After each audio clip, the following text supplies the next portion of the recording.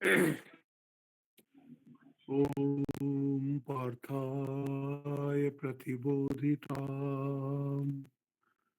भगवतां नारायणेन स्वयं व्यासेन ग्रथिताम् पुराणमुनिना मध्ये महाभारतम् अद्वैतामृतवर्षिणीं भगवतीम् अष्टादशाध्यायिनीम् अम्ब त्वामनुसन्दधामि भगवद्गीते वसुदेवसुतं देवं कंसचाणूरमर्दनं देवकी परमानन्दं कृष्णं वन्दे जगद्गुरुं मूकं करोति वाचालं पङ्गुं लङ्घयति गिरिं यत्कृपातमहं वन्दे परमानन्दमाधवम्। আমরা ভগবদ্গীতার চতুর্থ অধ্যায়, যার নাম হচ্ছে জ্ঞান কর্ম সন্ন্যাস যোগ। এখানে জ্ঞান কর্ম একসাথে নিতে হবে, এটা সমাস হয়েছে, জ্ঞান কর্ম সন্ন্যাস যোগ। জ্ঞানে চা কর্ম চা সন্ন্যাস, মানে কর্ম করবেন কিন্তু মনের মধ্যে এমন জ্ঞান রাখবেন যে আমি করেও করছি না। কর্ম তো করতেই হবে, কিন্তু কর্ম করতে করতেও এরকম ভাব রাখতে হবে যে আমি অকর্তা। এটা হচ্ছে জ্ঞান, এই জন্য এটাকে বলা হচ্ছে জ্ঞান কর্ম সন্ন্যাস যোগ। আর ভগবান প্রথমেই বললেন যে এটা সৃষ্টির প্রাক্কালেই আমি দিয়েছি। প্রথমে বিবেশনকে দিয়েছিলাম, তারপরে মনুকে দিয়েছিল, মনু ইক্ষাকে দিয়েছিল। এইভাবে সমস্ত রাজারা এই জ্ঞানটাকে ধারণ করে সেইভাবে প্রজা শাসন করত, এবং প্রজাদের মধ্যেও এই শিক্ষাটা খুব প্রচারিত ছিল। এই জন্য সোসাইটি খুব ভালোভাবে চলছিল।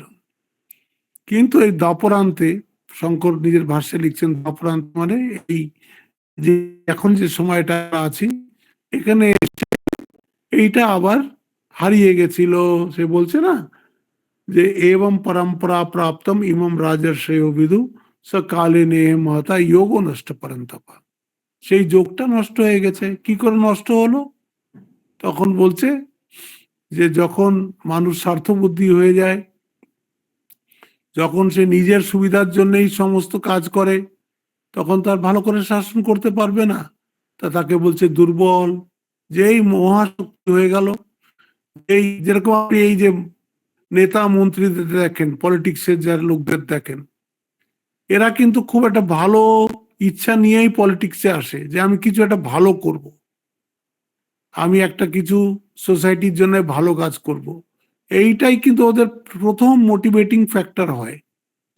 যখন ওরা শাসনে এসে যায়, পাওয়ার পেয়ে যায়, যখন কিছু করার শক্তি এসে যায়, তখন তাদের মধ্যে এই মোহটা জাগে, এ আমার ভাই, এ আমার ছেলে, এ আমার পাড়ার লোক, এ আমার বন্ধু। তখন তাদেরই শুধু তুষ্ট করতেই তার সমস্ত পলিটিক্যাল ক্যারিয়ারটা দিয়ে দেয়। সেই সমাজ সমাজ সব কোথায় রয়ে যায়। এটা একটা হিউম্যান উইকনেস। আর তার কারণ হচ্ছে দুর্বলান, ওই এক কথায় বলে দিলেন। আর আজিতেন্দ্রিয়ান, তখন আর কি সেন্স অর্গানস গুলো আর ঠিক জায়গায় থাকে না। তখন মন একরকম ভাবে, চোখ একরকম দেখে, বাণী একরকম কথা বলে, আজিতেন্দ্রিয়া হয়ে যায়। তখন বলছে যে তোমাকে আমি এই যোগটা আবার বলছি, যে পুরাতন যোগ, যোগটা পুরাতন, সেই যে পুরাকালে আমি যে যোগটা বলেছিলাম, যেহেতু সেটা কালের সঙ্গে নষ্ট হয়ে গেছে, সেই যোগটা আবার তোমাকে আমি বলছি। তারপরে দেখা গেল যে অর্জুন বলছেন, অপরম ভবত জন্ম পরম জন্ম বিবস্বিত নিয়ম তোমাদেও প্রকৃতি। আপনার জন্ম তো সেদিন হলো, বিবস্বান তো কবে এসছেন? আপনি কি করে বিভীষণকে বললেন? তো সবাই জানে আপনার তো সেদিন কংসের কারাগারে জন্ম হলো, আমার কয়েক বছর আগে। বলছে অর্জুনের, ভাষ্যকার বলছে অর্জুনের কোনো সন্দেহ নেই যে কৃষ্ণ ভগবান, কৃষ্ণের কথা বলতেই পারেন, কিন্তু পরবর্তী যেসব বংশ আসবে, যারা আসবে, তারা তাদের ক্লারিফিকেশনের জন্য কৃষ্ণর এই প্রশ্ন, কৃষ্ণকে এই যে প্রশ্নটা করলো, আপনার জন্ম তো এই সেদিন হলো, তাহলে আপনি কি করে বিভৎসানকে এটা বলেছিলেন? এই ভগবানের এইখান থেকে শ্রী ভগবান আছে, খুব সুন্দর এই ভগবানের এখান থেকে কথা আছে। প্রথমেই বলছেন বহু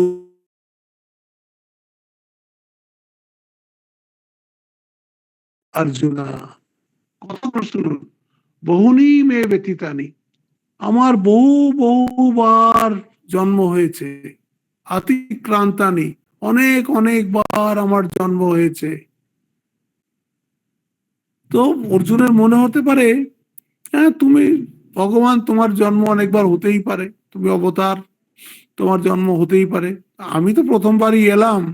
ভগবান বলছেন না, তবে আচ্ছা অর্জুনা, তোমারও অনেকবার জন্ম হয়েছে। এই একটা লাইনেই দেখুন দুটো কথা উনি বলে দিলেন, একটা হচ্ছে পুনর্জন্মের কথা, আর একটা হচ্ছে অবতারের কথা। বললেন বহুনি মে ব্যতীতানি জন্মানি তব চ অর্জুনা, আমারও বহুবার জন্ম হয়েছে, তোমার বহুবার জন্ম হয়েছে। এবার উনি বলছেন যে জীব আর ঈশ্বরের মধ্যে ফারাকটা কোথায়, সেটা সেকেন্ড লাইন, তান্যহম বেদ সর্বাণি, আমার কিন্তু সমস্ত জন্ম মনে আছে, নাত্তম বেত্থ পরন্তপ, তোমার কিন্তু মনে নেই। পরন্তপ বলছেন শঙ্কর, এখানে ভাষ্যে বলছেন যে এখানে অর্জুনকে পরন্তপ বলে কেন ডাকলেন ভগবান? পরন্তপ মনে হচ্ছে যার মধ্যে এরকম শক্তি, সূর্য বা একটা পাওয়ার আছে, যে যেখানে যাবে তাকে দেখে লোকের সম্ভ্রমে উঠে দাঁড়াবে। অর্জুন কোন সাধারণ মানুষ নয়, এইটা বোঝানোর জন্যে অর্জুন একটা অসাধারণ মানুষ। সে বলছেন যে এই জগতে এক শিব ছাড়া অর্জুনকে হারাবে এরকম কেউ ছিল না। হুম, এমন তার বাহুবল, এমন তার ধনুর্বিদ্যা। তো সে তো বিরাট মানুষ। পরান্তপ মানে হচ্ছে তার মধ্যে এমন শক্তি, এমন একটা এনার্জি আছে, যেখানে যাবে আপনি দেখবেন এমনি সোসাইটিতে অনেক লোক আছে যাদের দেখলে একটা সম্ভ্রম নিজের থেকেই আসে। তাদের মধ্যে কি হয়তো বিদ্যা বল আছে, হয়তো বুদ্ধি বল আছে, হয়তো দেহ বল আছে, কিছু একটা আছে যার জন্য তার সামনে সম্ভ্রম জাগে। তো এখানে বললেন আমি সমস্ত আমার জন্ম, সেগুলো আমার মনে আছে, তোমার মনে নেই।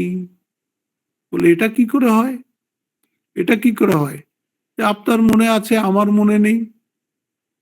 বলছে তুমি দেহ দৃষ্টির থেকে জন্ম দেখছো, দেহ দৃষ্টায়া অনেক জন্মানি, দেহ দৃষ্টিতে দেখো তো আমিও অনেকগুলো শরীর ধারণ করেছি, তুমিও অনেকগুলো শরীর, বিভিন্ন শরীর ধারণ করেছো, কিন্তু আত্মদৃষ্টায়া, আত্মা দৃষ্টিতে আত্মার তো কোনো জন্ম মরণ হয়নি, শুধু কাপড় বদলানোর মতন শুধু আলাদা আলাদা শরীর বদলে গেছে। আমার এখন কৃষ্ণের শরীর আছে, আগে রাম শরীর ছিল, তার আগে আরেকটা শরীর ছিল। তোমার এরকম হয়তো বহু শরীর রয়েছে, কখনো হয়তো তুমি ছাগল হয়ে জন্মেছো, কখনো হয়তো তুমি সিংহ হয়ে জন্মেছো, সেই সিংহ হয়ে সেই ছাগলকে খেয়েছো, আবার পরের জন্মে তুমি হয়তো সিংহ হয়ে গেলে, এরকম করে সব হয়েছে, কত জন্ম হয়েছে। মানুষের জন্ম কর্ম অনুসারে জন্ম হয়, কখন কখন কেরম কেরম কর্ম করেছো সেই হিসেবে তোমার সব জন্ম হয়েছে। তো এখন বলছে তো এরকম কেন হলো? তখন বলছে আমার উপরে কোনো রাগ দেশ, ধর্ম অধর্ম, সুখ দুঃখ, আমি আমার, এই ধরনের পর্দায় আমার জ্ঞানটা কখনো ঢাকেনি। আমার জ্ঞানটা সবসময় আবরণহীন, অক্ষীণ জ্ঞানা বলছে, আমার জ্ঞানটা কখনো ক্ষীণ হয়নি। আর তুমি তো আমি এটা ভালো কাজ করেছি, আমি এটা মন্দ কাজ করেছি, এই করে তোমার যে ডিগনিটি আছে সেই ডিগনিটির সব সময় অজ্ঞানের মধ্যে আচ্ছাদিত হয়ে রয়েছে। এই জন্য একবার যখন শরীরটা যায় তখন তোমার একটা ড্রপ চিন পড়ে যায়, তুমি আবার একটা নতুন জন্ম নাও, নতুন শরীর নিয়ে আসো, তোমার তখন গত পিছনের কথা কিছুই মনে থাকে না। আমার তো সব মনে থাকে, কারণ আমার তো জ্ঞানটা লোপ পায় না, কারণ আমি তো একদম পরিষ্কার। আমি জানি আমি আত্মা, আমার নেই, আমার সুখ দুঃখ নেই, আমার ধর্ম অধর্ম নেই, আমার রাগ দেশ নেই। এই জন্য আমি যেমন আছি তেমনই আছি। বিভিন্ন সময় বিভিন্ন এতে এইবার আসবে অবতারের কথা, এরবার পরের শ্লোকে আসবে। এই জন্য আমি আসি, তুমিও আসো, কিন্তু তোমার মনে থাকে না। এটাই বললেন, বৌনি মে ব্যতীতানি জন্মানি তব চ অর্জুনা তান্যহম বেদ সর্বাণি। আমি সবগুলোই জানি, আহম বেদ সর্বাণি, সব আমার আগের আগের জন্মের কথা আমি জানি। না তম বেত্থ পরন্তপ, তোমার মনে থাকে না। এইখানে বলছেন এই অবতারের কথা এখানে আসছে, বলছে অবতারও অনেক রকম অবতার শাস্ত্রে আছে। যেন একটা হচ্ছে আর্চা অবতার বলে। আর্চা অবতার মানে কোন ভক্ত ভগবানকে কোন বিশেষ রূপে দেখতে চায়। অনেক আমরা পুরাণে এই ধরনের গল্প পাই, এমনিও পাই। যেমন ভাবে যে ভগবানকে দেখতে চায়, যেভাবে তাকে দেখার জন্য সে অর্চনা করে, সেইভাবে ভগবান তার সামনে দেখা দেন।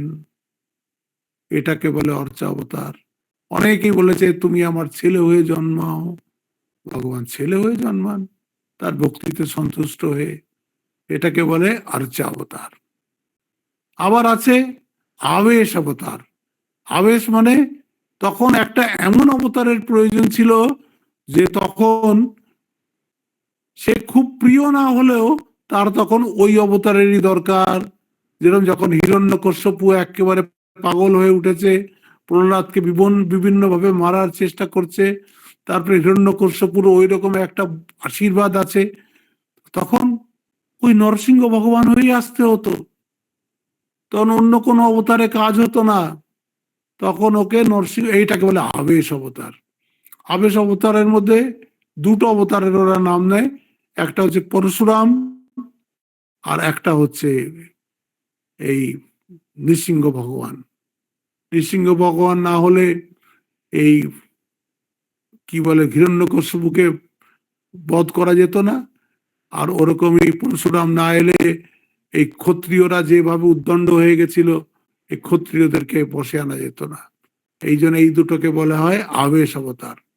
এরকম অনেক অবতারের কথা আছে, লীলা অবতার, জ্ঞান অবতার। হ্যাঁ, কিছু কিছু অবতার আছে যেমন শঙ্করাচার্য, আচার্য কপিল। হ্যাঁ, ভাগবতের তৃতীয় স্কন্ধে আসবে কপিলের কথা, এরাও অবতার, কিন্তু এদেরকে বলা হয় জ্ঞান অবতার। একটা জ্ঞান দেওয়ার জন্য, একটা পার্টিকুলার পারপাজের জন্য তাদের আসা, আর যেই সেই কাজটা হয়ে যায় তারা চলে যায়। এরকম ভাবে অনেক রকমের অবতার হয়। 10 অবতার মুখ্য বলা হয়, আবার ভাগবতে তো 23 অবতার আছে। আবার এটাও বলা আছে যে অবতার সংখ্যা, অন্য অন্য শাস্ত্রে আছে আরো অনেক অবতার আছে। সেটা কথা নয়, এখানে যেটা বুঝবার হচ্ছে, সেটা সবচেয়ে বড় কথা হচ্ছে, একটা হচ্ছে অংশ অবতার, আর একটা হচ্ছে পূর্ণ অবতার। দু রকমের অবতারকে মোটামুটি আমাদের ভাবতে হবে। একটা হচ্ছে অংশ অবতার, একটা হচ্ছে পূর্ণ অবতার। তার মানে অবতার বড় ছোট তা নয়, কিন্তু অংশ অবতার মানে সে জীবনের কোনো একটা দিককে নিয়ে তার উপরে শিক্ষা দিয়ে উনি চলে যান। যেরকম আমি কপিলের কথা বললাম, শঙ্করাচার্যের কথা বললাম। হ্যাঁ, কপিল দেবহূতি মাকে নিজের শিক্ষা দিলেন, তাতে সমস্ত যোগের শিক্ষা, ভক্তির শিক্ষা সব ওইখানে দেওয়া আছে। দিয়ে আর কপিলের কোনো এ নেই, কপিল চলে গেলেন। এরকম যারা আসবে, যত অবতার আপনি দেখবেন এই ভাগবতে আসবে, এই সবগুলোই হচ্ছে অংশ অবতার। কিন্তু পূর্ণ অবতার মানে হচ্ছে, যেমন আমরা মানুষ, যেমন আমরা মায়ের গর্ভে আসি, তারপরে ছোটবেলা থেকে আস্তে আস্তে বড় হই, নানান সুখ দুঃখ, নানান এর মধ্যে যুদ্ধ করে একরকম আমরা বড় হই, কত কষ্ট সহ্য করে বড় হই। এই পূর্ণ অবতার কিন্তু একদম এইরকম, সে আমাদের মতন মা বাবার কোলে আসবেন, এইভাবেই আস্তে আস্তে বড় হবেন, তাকেও নানান রকম কষ্ট সহ্য করতে হবে, সব কিছু করবেন, কিন্তু সবই করবেন আমাদের কল্যাণের জন্যে। ভগবান এই জন্য বলা হয় এক রামকে আর এক কৃষ্ণকে, এদেরকে বলা হয় পূর্ণ অবতার। এরা পুরো লাইফ সাইকেল বেঁচেছে। একটা মানুষ যেরকম একদম জন্ম থেকে নিয়ে পুরো একদম কৌমার্য, তারপরে যৌবন, তারপরে বার্ধক্য, তারপরে এরকম যায়, একদম এইরকম ভাবে রাম আর কৃষ্ণ এদের জীবনটা হচ্ছে এরকম। হুম। তো ইদানিং কালের মধ্যে আপনি ধরতে চাইলে বুদ্ধের তো তাই, রামকৃষ্ণেরও তাই, এই জন্য এদেরকে বলা হয় পূর্ণ অবতার। চৈতন্যরও তাই, এই জন্য এরা পূর্ণ অবতার। হ্যাঁ, আর বাকিরা হচ্ছে অংশ অবতার। অংশ অবতার মানে জীবনের একটা পার্টিকুলার অ্যাসপেক্টকে নিয়ে যে জ্ঞান দিয়ে গেছে বা যে কোনো কর্ম করে গেছে, সেইটাকে বলা হবে অংশ অবতার, আর এদেরকে বলা হবে পূর্ণ অবতার। তো অংশ অবতার আর পূর্ণ অবতার হয়ে গেল। তারপর উনি বলছেন আমি তো সর্বজ্ঞ, হ্যাঁ, আমার তো কখনো জ্ঞান ক্ষীণ হয় না, এই জন্য আমার সব মনে থাকে। আর তোমার যেহেতু রাগ দেশ, ধর্ম অধর্ম, আমি আমার, এইসব আছে বলে তোমার জ্ঞানটা ক্ষীণ হয়ে যায়। এত তুমিও যাই আমিও তা, স্বরূপত্ব আমার আর তোমার মধ্যে কোনো ফারাক নেই, কিন্তু আমার জ্ঞানটা সদা জল করছে আর তোমার জ্ঞানটা মলিন হয়ে যায় এইসব কারণে। ওই যদি মলিনতা দূর করে দাও তা তুমি আর আমি এক। সেটাই তো বেদান্ত শেষে বলছে, অহম ব্রহ্মাস্মি মানেটা কি, তত্ত্বমসি মানেটা কি, জীবই যে শিব, সেই কথাই তো বেদান্ত বলছে। হচ্ছে কি করে, আমার যত যেটাকে আমি বলে আমি আঁকড়ে রেখেছি, সেটা আমার শরীর হোক, সেটা আমার কি বলে গুণ হোক, সেগুলোকে যখন আমি সরিয়ে দেব, তখন যেন পেঁয়াজের খোসা ছাড়াতে ছাড়াতে কি থাকে, কিছুই থাকে না, ওই রকম এক হয়ে যাব। এই জন্য বলছে তা না হম সর্ববেদানি না তম বেত্তপা, আমি সেই সবকে জানি আর তুমি জানো না। এই অবতারের কথা হয়ে গেল। এইবার অর্জুনের মনে একটা প্রশ্ন, যেটা ভাষ্যকার তুলছেন পরের শ্লোকটার সঙ্গে সঙ্গতি দেওয়ার জন্যে। আচ্ছা, জন্ম তো হয় কোন কর্মফলে, কর্মফল হলে জন্ম হয়। আপনি তো বলছেন যে আপনার অনেকগুলো জন্ম হয়েছে, তাহলে আপনারও কর্মফল ভোগ আছে, তো আপনার জন্মগুলো হলো কেন? আপনার জন্ম হলো কেন তাহলে? আপনি যে বারবার জন্ম নিয়েছেন, সেই জন্ম তো কর্মফলে হবে। কর্মের ফল ভোগ করার জন্য সঞ্চিত প্রারব্ধ থাকে বলে জন্ম হয়। আপনারও নিশ্চয়ই সঞ্চিত প্রারব্ধ আছে। এইবার সেই জন্য সেকেন্ড শ্লোকটা আসছে, ভেরি ইম্পর্টেন্ট। অজো অপি সন্নবয়ায় আত্মা ভূতানাম ঈশ্বরোপি সন প্রকৃতিম স্বামধিষ্ঠায় সম্ভবামি আত্মমায়া। এই দেখুন কিরকম ঠাকুরের কথা, নিজের কন্ট্রাডিকশন দেখুন। আগে বললেন বহুনি মে ব্যতীতানি জন্মানি, আমার অনেকগুলো জন্ম হয়েছে, এর আগের শ্লোকেই বললেন। এই শ্লোকে কি বলছেন? অজোপি, আমি অজন্মা। দেখছেন, প্রথম শ্লোকে বললেন আমার অনেকগুলো জন্ম হয়েছে, দ্বিতীয় শ্লোকতেই বলছেন আমি তো অজন্মা। শুধু অজন্মাই নয়, কেন অজন্মা সেটাও বলে দিচ্ছেন, অব্যয় আত্মা, আমার I am changeless, I am changeless reality. আমার মধ্যে কখনো আমার জ্ঞানের শক্তির, ক্রিয়া শক্তির কোনো দিন ক্ষীণ হয় না, দুটোই আমার মধ্যে সব সময় যেমন কা তেমন আছে। অজোপি, এটা কথাটা খুব important. He is unborn yet look like as he is being born. তো এটা কি বলছে শঙ্কর নিজের ভাষে? দেবান ইব, জাত ইব, কুর্মন ইবা, যেন দেহ ধারণ করেছেন, যেন যেন জন্ম নিয়েছেন, যেন কর্ম করছেন, সব যেন। কেন? আমরা তো মানুষ, আমরা তো তাই দেখব, কিন্তু ভগবানের আসল স্বরূপ কি? যে ভগবান ওইসব জন্ম নিয়েও কর্ম করেও, এখান থেকে আমরা দেখলাম তার মৃত্যু হয়ে গেছে, কিন্তু তিনি কোথাও যাননি, এইখানেই আছেন, ওইভাবেই আছেন। কিছুদিন ব্যক্ত ছিলেন, এখন অব্যক্ত হয়ে গেছে। এই জন্য বারবার ওরা বলে সম্ভবামি। সম্ভবামি মনে হচ্ছে আই প্রজেক্ট মাই সেলফ। হ্যাঁ, ওদের হচ্ছে প্রজেকশন, ব্যক্ত হয়ে যাওয়া। তাই বলছে আজপি সন, সন মানে হয়ে, আমি আনবর্ন হয়েও, অব্যয় আত্মা হয়েও, अजोपि सन अव्ययात्मा ভূতানাম ঈশ্বরপি সন। বলছে একটা আব্রহ্মস্তম্ভ, মানে ব্রহ্মার থেকে নিয়ে একটা অ্যামিবা অবধি যেখানেই প্রাণ আছে, সমস্ত প্রাণীর আমি ঈশ্বর, মানে সমস্ত প্রাণীকে আমি কন্ট্রোল করছি। কিভাবে কন্ট্রোল করছি? অন্তর্যামী হয়ে।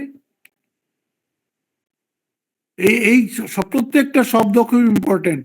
অজোপি সন অব্যয় আত্মা ভূতানাম, ভূত মানে যত কিছু প্রাণীগণ আছে, হ্যাঁ, এদের ঈশ্বরূপী সন, এদের ইনার কন্ট্রোলার আমি, এদের সমস্ত এরা আমার কন্ট্রোলে। আমরা বলি না বিষ্ণুকে পালন কর্তা, এই হচ্ছে পালন কর্তা, তিনি সবাইকে পালন করছেন। হ্যাঁ, সৃষ্টি স্থিতি বিনাশানাম শক্তি ভূতে সনাতন, এই এখন উনি পালন করছেন। ইনি আবার সংহার করেন, ইনি আবার সৃষ্টি করেন, ইনি কিন্তু যেমন কা তেরম আছেন। আজও কারণ হিজ আনবর্ন, তার জন্ম নেই, তার মৃত্যুও নেই, আমরা দেখতে পাই আমাদের অজ্ঞানীর চোখে। তারপরে কিরম করে আসে? বলে প্রকৃতিম স্বামধিষ্ঠায়, এই দেখুন, প্রকৃতিকে অধিষ্ঠান করে। প্রকৃতিকে মানে, তার মানে বোঝা যাচ্ছে ভগবানের একটা শক্তি আছে, সেই শক্তিটাকে দিয়েই তিনি নিজেকে প্রজেক্ট করেন, সেটাকে বলা হচ্ছে তার মায়া শক্তি। হ্যাঁ, সেই মায়া শক্তি মানেটা কি? সত্য রজতম, সেই মায়া শক্তিটা তার বসে আছে। ভগবানের আর আমাদের মধ্যে ফারাকটা কি? সমস্ত সৃষ্টিটা হচ্ছে প্রকৃতির বশে, আমরা সবাই মায়ার বশে, আর মায়া হচ্ছে ভগবানের বশে। ভগবান কখনো মায়ায় মোহিত হন না, কারণ ওটা তো ভগবানের শক্তি। প্রকৃতিম স্বামধিষ্ঠায়, আমার প্রকৃতি, হ্যাঁ, আমার প্রকৃতিতে আমি অধিষ্ঠিত হয়ে সম্ভবামি। সম্ভবামি মানে হচ্ছে আই প্রজেক্ট মাই সেলফ। কি করে প্রজেক্ট করি? আত্মমায়া। আমার যখন ইচ্ছে, যেখানে ইচ্ছে, যেভাবে ইচ্ছে আমি নিজেকে দেখাবো, আমি নিজেকে প্রজেক্ট করব। দেখছেন, এখানে বলে দিলেন ভগবান যে কিভাবে ভগবান আসেন। তিনি সব সময় আছেন, সেটা উনি বুঝিয়ে দিলেন আজোপি সন। আর তার যে সব সময় জ্ঞান কর্ম, জ্ঞান শক্তি আর কর্মশক্তি যে অক্ষুণ্ণ রয়েছে, তাই বলেন অব্যয় আত্মা। তারপরে বললেন তিনি ঈশ্বর, ভূতানাম ঈশ্বরপি সন, মানে প্রত্যেক ভূত প্রত্যেক প্রাণীর তিনি অন্তর্যামী। ভূতানাম ঈশ্বরপি সন প্রকৃতিম স্বামধিষ্ঠায়, আমারই প্রকৃতিতে অধিষ্ঠিত হয়ে সম্ভবামি, I project myself through my own maya, through my own power. এই জন্যই বলে যে ব্রহ্ম আর শক্তি অভেদ, শক্তি আর শক্তিমান অভেদ। ঠাকুর কতবার বলেছেন যে এখন দুধ আর তার ধবলত্ব, যেরকম একটা হিরে এবং তার শাইনিং, দুটোকে আলাদা করা যায় না। এরকম ভগবানের সাথে মায়াকে আলাদা করা যায় না। ভগবান যদি নির্গুণ নিরাকার তার নিজের স্বরূপে যদি থাকে, কে বুঝবে তাকে? তার তো কোনো থাকা না থাকার কোনো তো প্রমাণ নেই, কোনো প্রমাণ দ্বারা তো তিনি গোচর নয়। তো এই জন্যে তাকে এইভাবে এসে এই প্রমাণ দিতে হয় যে তিনি আছেন, তিনি প্রত্যেক প্রাণীর হৃদয়ের মধ্যে আছেন। বলছেন প্রকৃতিম স্বামধিষ্ঠায় সম্ভবামি আত্মায়া। এই শ্লোকটা এইটাই দেখতে হবে যে अजोपि सन् अव्यय आत्मा ভূতানাম ঈশ্বরূপী সন। হ্যাঁ, এখানে চারটে কথা বলে দিল, অবতার সম্বন্ধে চারটে কথা বলে দিল যে ভগবান জন্ম মৃত্যুর পার, ভগবানের জন্মও নেই, ভগবানের মৃত্যুও নেই। যার জন্ম মৃত্যু নেই সে ভগবান। পরিষ্কার বুঝে নিন এটা। এই যে আপনারা যে জন্ম মৃত্যু দেখেন, এটা তো শরীরের, তিনি কিন্তু আত্মারূপে সর্ববিভূ রয়েছেন। তাই বলে দিলেন ভূতানাম ঈশ্বর পিসান। আবার তার জ্ঞান শক্তি আর ক্রিয়া শক্তিও অক্ষুণ্ণ রয়েছে। তারপরে বললেন উনি অক্ষীণ জ্ঞান শক্তি, এইটা দ্বিতীয়। তারপরে বললেন ভূতানাম ঈশ্বর পিসান। হ্যাঁ, বলছে সর্বনিয়ন্ত্রত্ব, সমস্ত তার কন্ট্রোলে চলছে। হ্যাঁ, প্রকৃতি উনার বশে, তার সৃষ্টি প্রকৃতির বশে, কিন্তু প্রকৃতি উনার বশে। এই জন্য বলেন স্বাম প্রকৃতিম অধিষ্ঠায় মাম বৈষ্ণবী শক্তি। হ্যাঁ, এই ত্রিগুণাতীত রূপা শক্তিটা কিরকম? কখনো সাত্বিক রূপে দেখা যায়, কখনো রাজসিক রূপে দেখা যায়, কখনো তামসিক রূপে দেখা যায়। শক্তিটা ভগবানের মধ্যেই থাকে। ঠাকুর বোঝানোর জন্য বুঝিয়েছেন যে সাপের মধ্যেই বিষ থাকে, সাপের কোনো ক্ষতি হয় না। তো সেই সাপ যখন অপর কাউকে কামড়ায় সে মরে যায়, সাপটা তো তার মুখেই আছে। এই জন্য বলছেন যে সম্ভব আমি আত্মমায়া, মানে তিনারই মর্জি, তিনি কোথায় আসবেন কখন আসবেন এটা তার ইচ্ছার উপরে নির্ভর করে। তারপরে প্রশ্ন আছে, তো অবতার আসার প্রয়োজনটা কি? অবতার যে আসবেন তার প্রয়োজনটা কি, আর কেন এসে করবেনটা কি? তো পরের দুটো শ্লোকে এই কখন আসেন, এখন এসে উনি কি করেন সেটা পরের দুটো শ্লোকে বলছেন। এটা খুব ইম্পর্টেন্ট শ্লোক, ভারতের বাচ্চা বাচ্চারা জানে। আমার মনে হয় যারা শ্রোতা তাদের মধ্যে অনেকেই জানে, আর না জানলে আপনাদের এই দুটো শ্লোক তো জানাই উচিত, না তো আপনারা হিন্দু বলার গর্ব করতে পারেন না যদি এই দুটো শ্লোক না জানেন।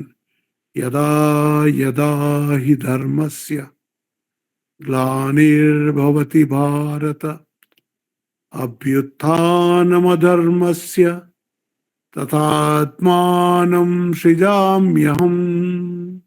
এইটা এসে গেল কখন আসেন, কি করেন? পরিত্রাণাদূনাম বিনাশায় চ দুষ্কৃতাম ধর্ম সংস্থাপনার্থায় সম্ভবামি যুগে যুগে। যারা মহাভারত পড়ে দেখেছেন টিভিতে, এই দুটো শ্লোক দিয়েই মহাভারত শুরু হতো।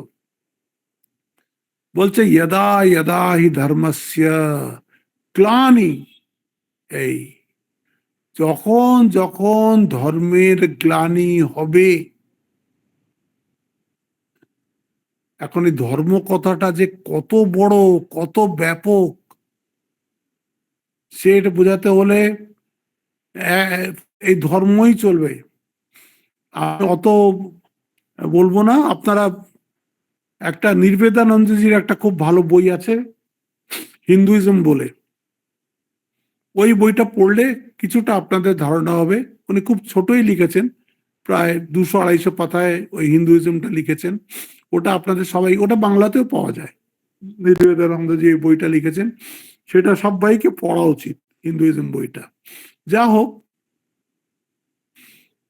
ধর্মের আমাদের শাস্ত্রে ধর্মকে বলছে দুটো লক্ষণ যুক্ত ধর্ম হয়। এটা কি? একটা প্রবৃত্তি লক্ষণ যুক্ত ধর্ম, একটা নিবৃত্তি লক্ষণ যুক্ত ধর্ম। প্রবৃত্তি লক্ষণ যুক্ত যে ধর্ম হয় সেইটাকে লিখেছেন জৈমিনী, সেটাকে বলা হবে পূর্ব মীমাংসা। আর যেটা নিবৃত্তি লক্ষণ ধর্ম, সেইটাকে লিখেছেন ভগবান ব্যাস ব্রহ্মসূত্রে, সেটাকে বলা হবে ব্রহ্ম। প্রবৃত্তি লক্ষণ ধর্ম হচ্ছে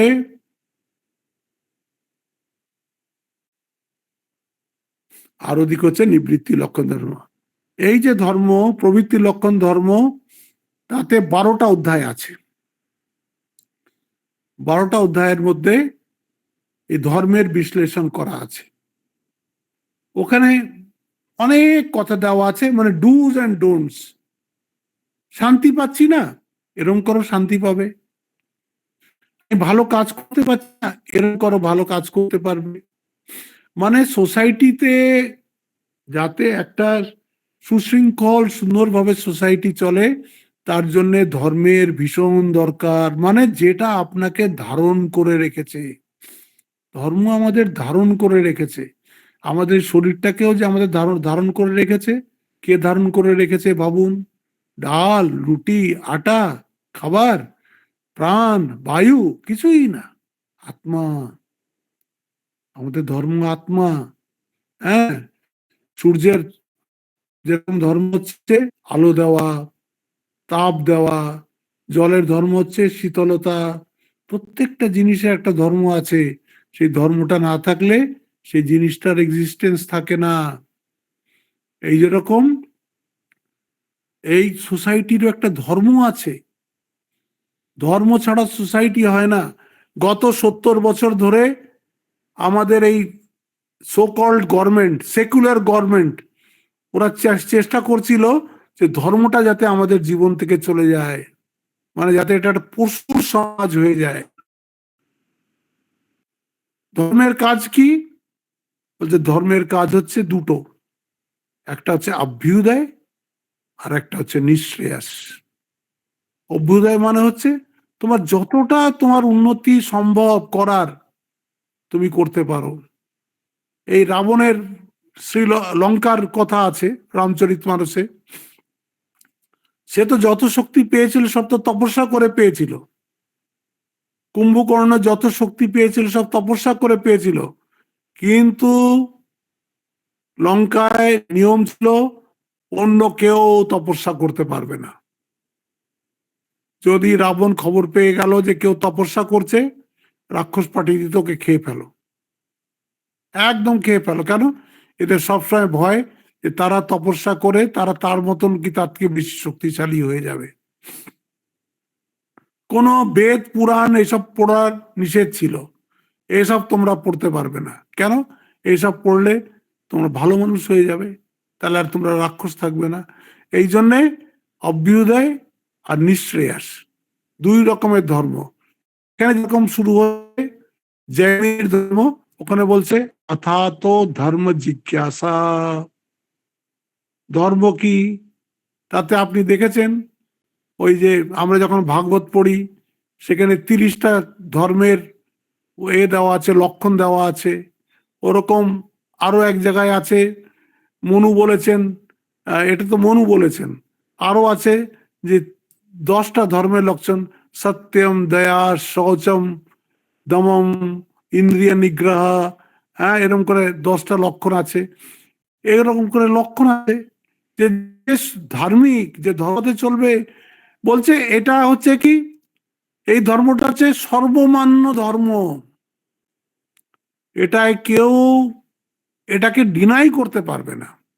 ধর্মের যে 10টা লক্ষণ আছে, ওটা আমার কাছে বইটা এখন কাছাকাছি নেই, না তো আমি পড়ে শুনিয়ে দিতাম যে 10টা ধর্ম লক্ষণ আছে।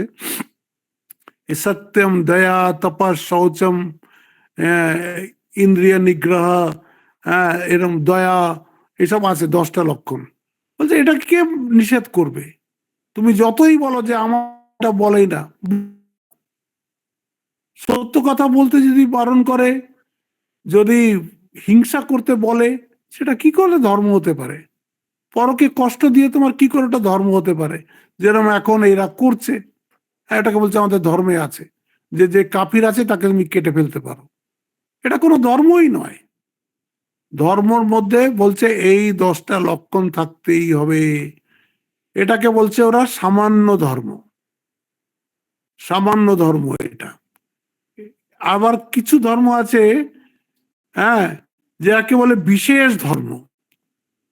যেরকম একটা ছাত্রের কিছু ডিউটিস আছে, ধর্মের সঙ্গে এখানে কর্মকেও জুড়ে দেওয়া হয়েছে। একটা ছাত্রর বিশেষ কিছু ডিউটিস আছে, যেটা তার বাবা মামাকে করতে হবে না, কিন্তু বাচ্চাটাকে করতে হবে। এরকম একটা টিচারের কিছু ধর্ম আছে, সে টিচারকে করতে হবে, যে নন টিচিং স্টাফ তার না করলেও চলবে। এগুলো হচ্ছে বিশেষ ধর্ম। ওটা হচ্ছে সামান্য ধর্ম, ওটা সবাইকে করতে হবে। বিশেষ ধর্ম যে যে স্টেজে আছে, যার যেখানে যেটা কাজ সেটা তাকে করতে হবে। আবার কিছু আছে আপদ ধর্ম, একটা কোনো ক্যালামিটি হয়েছে, তখন তোমাকে কিন্তু এই ধর্ম স্ট্যান্ডার্ড থেকে বাইরে গিয়েও, তখন তোমার যেটা মনে হবে ঠিক এইটা করলে সোসাইটিতে হারমোনি থাকবে, তখন তোমাকে সেইটা পালন করতে হবে। তো এইরকম 3 রকম ধর্মের করেছে। আরো এর অনেক ডিটেল আছে, যারা পড়তে চায় তার জন্য অনেক বই উপলব্ধ আছে। বেস্ট বই তো মহাভারতী। মহাভারতে খুব ধর্মের কথা আছে, ধর্মের কথা, কর্মের কথা, মানে কিভাবে সোসাইটি থাকা, ওখানে একটা স্ত্রীর কি কর্তব্য, একটা ছাত্রের কি কর্তব্য, রাজার কি কর্তব্য, সেনাপতির কি কর্তব্য, মানুষের কি কর্তব্য, আলাদা আলাদা করে সব দেওয়া আছে বিভিন্ন ভাবে, কথোপকথনের মধ্যে দিয়ে। এগুলো পড়তে হবে তো, এগুলো জানতে হবে তো। বলছেন, এই তো কালকে একটা আর্টিকেল পড়ছিলাম, বলছে ভারতের জ্ঞান যদি না হয়, ভারতের জ্ঞান কোথায় আছে? এইসব শাস্ত্রে আছে। বলে ভারতের জ্ঞান যদি না হয়, ভারতকে তুমি কিছুতেই ভালোবাসতে পারবে না। তুই যতই মুখে কথা বলো, ভারতের আত্মাটা কোথায় সেটা তোমাকে জানতে হবে। সেই আত্মাটা কিসের ওপরেই হাজার হাজার হাজার বছর ধরে দাঁড়িয়ে আছে, সেটা তোমাকে জানতে হবে। কেন ভারত মরেনি, এটা যতক্ষণ তুমি বুঝতে পারবে না, এই যে এত মানুষ কেন ভারতকে ভালোবেসে জীবন দান দিয়েছে, শুধু ভারতীয়রা নয়, অনেক বিদেশের থেকেও লোক এসেছে, এসে ভারতকে ভালোবেসে ফেলেছে। সেদিন ফেসবুকে এক ভদ্রমহিলার কথা শুনছিলাম, তিনি বলছেন নেভার গো টু ইন্ডিয়া, কখনো ভারতে যাবে না। বলছে কেন? বলে এই দেশটা এত ভালো, এখানকার মানুষগুলো এত ভালো, এদের হাসি এত সুন্দর যে তুমি গেলে ভারতের প্রেমে পড়ে যাবে, তুমি আর ওই দেশটা ছাড়তে চাইবে না, তোমার মনে হবে এই দেশটাতেই আমি থেকে যাই। এত ভালো দেশ ভারতকে বলেছে। কি করে বলে ওরা এইসব কথা? ওরা ভারতকে ভালো করে স্টাডি করেছে, কি শক্তির ওপরে ভারত দাঁড়িয়ে আছে। এই যে বলছে না, এই যে ধর্মের গ্লানি হয়ে গেছে, ধর্মের গ্লানি হয়েছে মানে কি, এই সামান্য ধর্ম, এই বিশেষ ধর্ম, এই আপদা ধর্ম, কোনটা ঠিক মতন পালন হচ্ছে না, সোসাইটির মধ্যে কেওস এসে গেছে।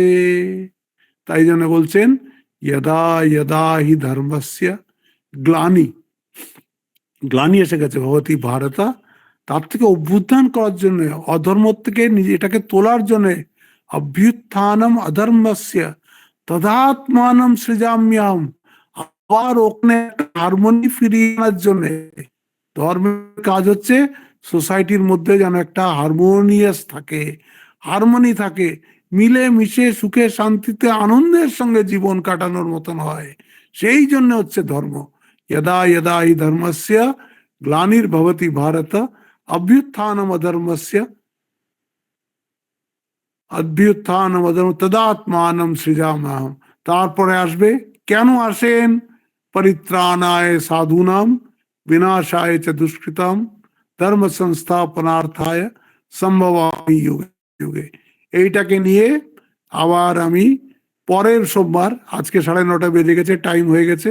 আজকে আমরা কত নম্বর শ্লোক অবধি করলাম? আজকে আমি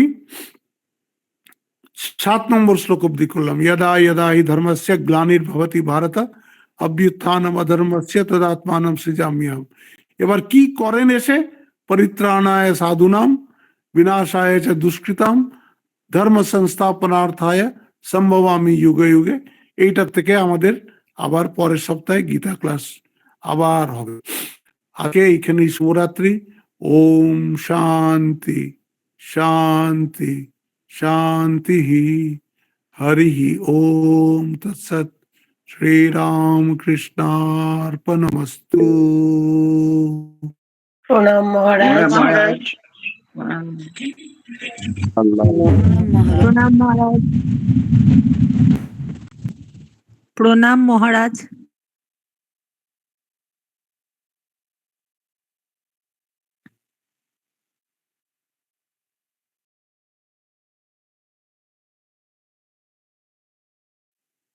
প্রণাম মহারাজ।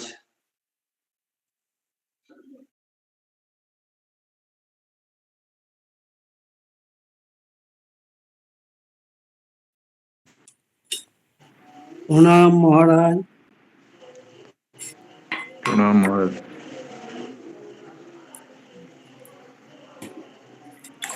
প্রণাম মহারাজ।